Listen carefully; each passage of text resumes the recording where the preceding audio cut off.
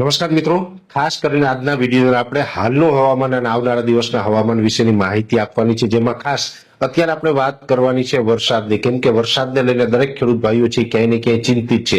ઘણા બધા મિત્રો છે એવી ચિંતામાં છે કે હજુ કેટલા દિવસ વરસાદ ચાલશે, તો ઘણા બધા એવી રીતે પણ ચિંતિત છે કે હવે વરસાદ ક્યારે આવશે.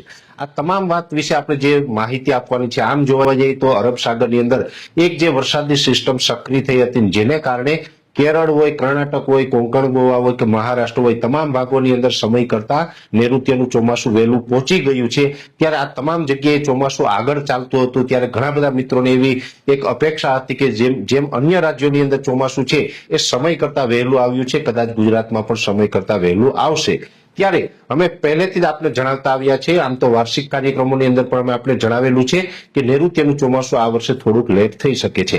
જે રીતે કેરળમાં ચોમાસું આવ્યું ત્યારે પણ આપણે માહિતી આપી હતી કે જરૂરી નથી કે કેરળમાં ચોમાસું વહેલું આવે તો ગુજરાતમાં પણ વહેલું આવી જાય. વચ્ચે ક્યાંય ને ક્યાંય મોન્સૂન બ્રેક જેવી કન્ડિશન જોવા મળી શકે છે. એ જ મોન્સૂન બ્રેક કન્ડિશન છે એ હવે 24 થી 36 કલાકની અંદર આપણે મહારાષ્ટ્રની અંદર જોવા મળે તેવી શક્યતાઓ છે. ચોમાસું છે 24 થી 36 કલાકની અંદર નિષ્ક્રિય થઈ જાય તેવી શક્યતાઓ અત્યારે પૂરેપૂરી દેખાઈ રહી છે, કેમ કે જે અરબ સાગરની અંદર જે વરસાદની સિસ્ટમ હતી, આ સિસ્ટમને કારણે મહારાષ્ટ્ર સુધી તો ચોમાસું પહોંચી ગયું, પણ હવે ધીમે ધીમે એ સિસ્ટમ નબળી પડીને વિખાઈ રહી છે. એટલે મહારાષ્ટ્રમાં પણ છેલ્લા 2-3 દિવસથી જે અતિ ભારે વરસાદો પડી રહ્યા છે, અનેક જગ્યાએ રત્નાગીરી હોય કે સાંગલી સતારા હોય અથવા તો જે મુંબઈના વિસ્તારો છે, તમામ વિસ્તારોની અંદર જે સામાન્ય કરતા વધારે વરસાદો છે એ છેલ્લા 2-3 દિવસની અંદર નોંધાયા છે. પણ હવે ત્યાં પણ વરસાદમાં ઘટાડો આવશે ને હવે ચોમાસું ત્યાંથી આગળ વધતું રોકાઈ જાય તેવી પૂરી શક્યતાઓ દેખાઈ રહી છે. આ સિસ્ટમ અત્યારે વિખાઈએ પછી બીજી કોઈ અન્ય સિસ્ટમ અત્યારે નવી સક્રિય થતી દેખાતી નથી,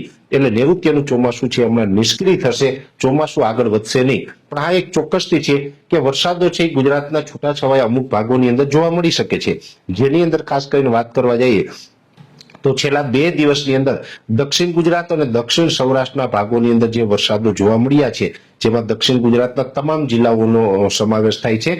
દક્ષિણ સૌરાષ્ટ્રની અંદર ભાવનગર, અમરેલી, ગીર સોમનાથ અને જૂનાગઢના જે દરિયાઈ કાંઠાના ભાગો છે તેની અંદર વરસાદો જોવા મળ્યા છે. હજુ આજે 28 તારીખ છે, આમ તો 28 તારીખ સુધી આપણે આગાહી પણ હતી કે 28 તારીખ સુધી વરસાદો પડશે. એ વરસાદો પડ્યા છે. આ વરસાદોને કારણે ખેડૂતોને ઘણું બધું નુકસાન પણ થયું છે અને હજી પણ 1-2 દિવસ સુધી છૂટા છવાયા ઝાપટા જોવા મળી શકે છે. જોકે હવે પછીના ઝાપટા હશે એકદમ છૂટા છવાયા હશે, કોઈ ગામમાં હશે, કોઈ ગામમાં નહીં. એક ગામમાં હશે તો એનાથી 5 કિલોમીટર આગળના ગામમાં કદાચ ન પણ હોય. આ પ્રકારના 1-2 દિવસ સુધી હજુ ઝાપટા જોવા મળી શકે છે. બાકી ઓલ ઓવર હવે જે વાદળછાયું વાતાવરણ છે એ પણ ધીમે ધીમે ખુલ્લું થશે, આકાશ ચોખ્ખું થશે અને ધીમે ધીમે તાપમાન પણ ઊંચું આવશે. જોકે સામાન્ય કરતા અત્યારે પવનની ઝડપ છે થોડીક વધારે ચાલી રહી છે. એ પવનની ઝડપમાં પણ હવે આગળ 2, 4 કે 5 દિવસની અંદર ઘટાડો પણ નોંધાશે, જેની માહિતી પણ આપણે વેધર ટીવી ઉપર એક એક્સ્ટ્રા વિડીયોની અંદર આપણે આપી ચૂક્યા છે. ગઈકાલના વિડીયોની અંદર પણ આપણે પવન વિશેની વાત કરી હતી. પણ હમણાં કોઈ નૈઋત્યનું ચોમાસાને કારણે કોઈ મોટો વરસાદ થાય કે વાવણી લાયક વરસાદ થાય તેવી શક્યતાઓ નથી, જે અમે વારંવાર આપને જણાવતા હતા. હવે જૂન મહિનો ચાલુ થશે 2 દિવસની અંદર, એટલે જૂન મહિનાની અંદર પણ છૂટા છવાયા પ્રી મોન્સૂન એક્ટિવિટીના ઝાપટા પડશે. કોઈ મોટો વરસાદ થાય તેવી અપેક્ષાઓ રાખવાની નથી. નૈઋત્યના ચોમાસાની વાત છે તો બની શકે કે લગભગ 15 જૂન સુધી તો નૈઋત્યનું ચોમાસું છે ગુજરાતમાં નહીં આવે. એ પછી પણ કદાચ લેટ થઈ શકે, એ પછી 18 તારીખ આવે, 20 તારીખ આવે અથવા તો 22 જૂને પણ આવી શકે.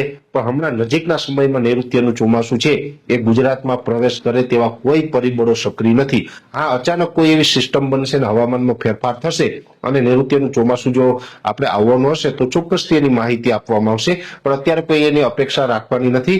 જેથી કરીને ખાસ અમે વારંવાર ખેડૂત ભાઈઓને આ અપીલ કરતા આવ્યા છે કે ભાઈ ભલે કેરળમાં વહેલું આવ્યું, મહારાષ્ટ્રમાં વહેલું આવ્યું, કર્ણાટકમાં વહેલું આવ્યું, પણ ગુજરાતમાં ચોમાસું વહેલું આવે તેવી શક્યતાઓ નથી. જે મોન્સૂન બ્રેકની અમે વાત કરતા હતા એ મોન્સૂન બ્રેક છે હવે 24 થી 36 કલાકની અંદર એની જાહેરાત થશે.